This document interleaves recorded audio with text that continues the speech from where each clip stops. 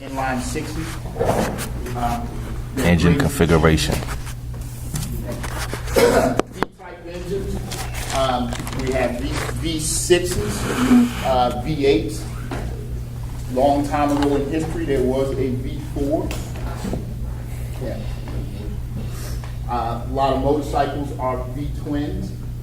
Okay. And there are some V6 motorcycles. Horizontally opposed, again, Boxster engines. The Porsche, Subaru.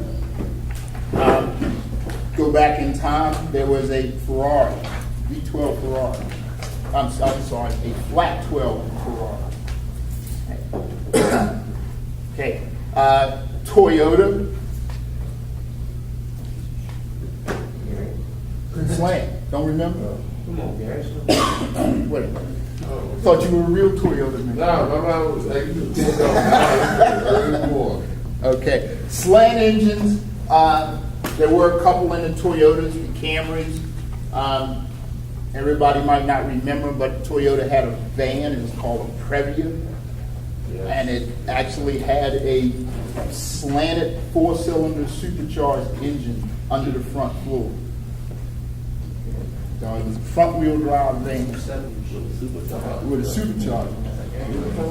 Right, but it had a slant.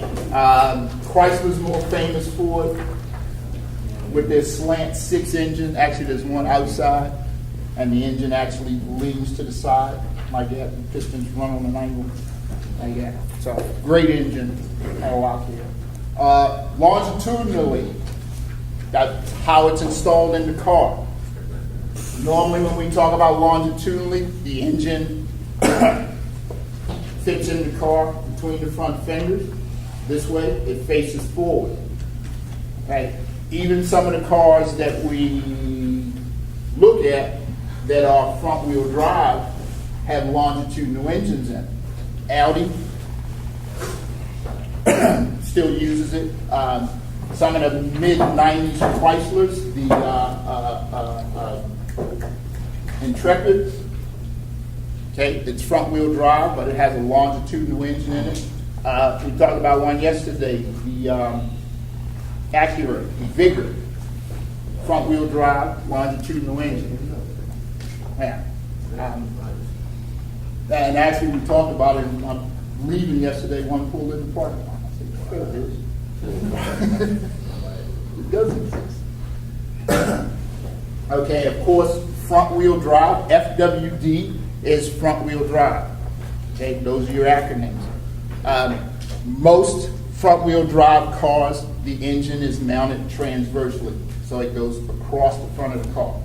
The engine's mounted sideways in the car. Okay.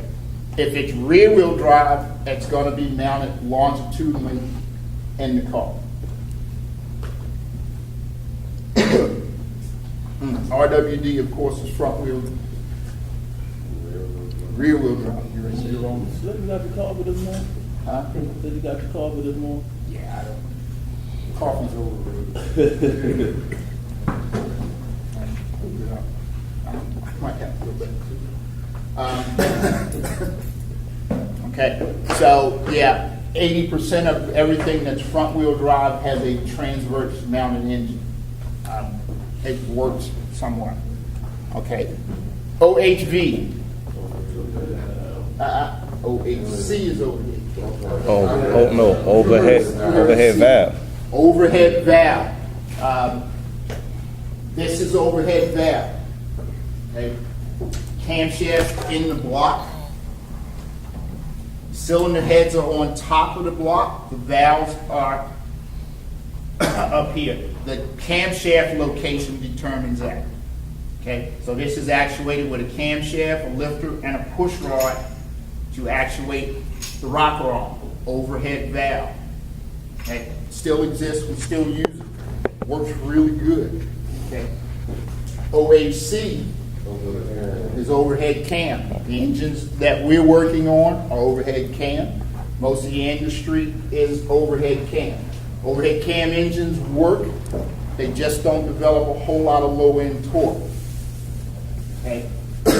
And in most configurations, when you have the next one, which is the DOHC, Dual. dual overhead cam, intake cam, exhaust cam. Okay? That's usually what you have. You have one cam runs the intake valve, one cam runs the exhaust valve. Out of the engines we have, that's what we have. That's the configuration. Multi-valve engines, especially. 4 valves per cylinder. The 5 valves, no, I don't say they don't exist, but, okay. SOHC is a single overhead cam, one camshaft, dual pattern. So it's an overhead cam, but it runs the intake valves and the exhaust valve. Okay.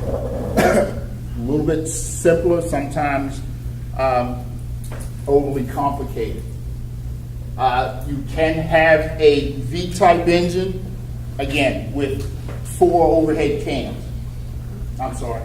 Yeah, we'll have 4 overhead cams. So V8 engine, dual overhead cams on both sides. So what is two that run each Well, yeah, you're gonna have 2 intakes and 2 exhaust? and 2 exhausts, but you're gonna have 1 on each side. So that's a dual. So dual, DOHC. But it's a dual, it's only 2 though, right? Well, they'll call them, Per cylinder. right, 2 per cylinder head. Some of them will call them quad cams, is what you'll hear. So it has 4 camshafts, right. So, yeah, they use that terminology quite a bit. Okay. Again, 4 strokes. Okay. At the end there, there's an acronym. It's ICPE, intake. All right, Mr. Brown. Yeah. Intake, compression, power, and exhaust. Okay?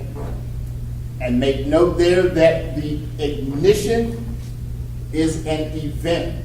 It is not one of the strokes. Sometimes you want to confuse that, but when the ignition happens, that is an event. Okay? Usually at the end of the compression, we ignite the fuel air, we squeeze it, and then we ignite it.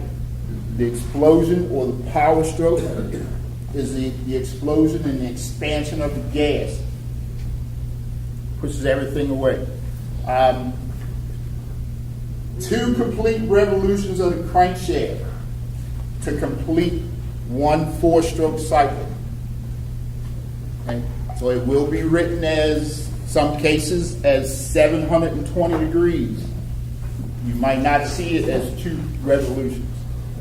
You see it as 720 degrees. Okay? But that's what it takes to complete the 4 strokes. Okay? Minimum 2 valves per cylinder. Okay? 1 intake, 1 exhaust. This is the one that gets everybody. The crank throw determines the length of the stroke.